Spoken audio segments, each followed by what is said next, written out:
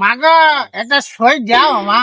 ও মা, তুমি গোমাতাটা, তুমি গোমাতা, এটা সই যাও।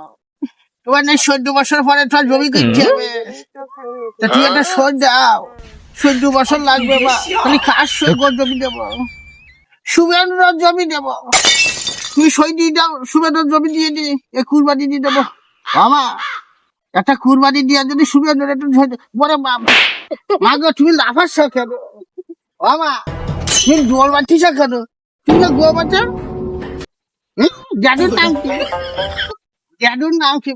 আমার দোল মানে ইয়ে করো খেলো, তুই দোল দিস কেন?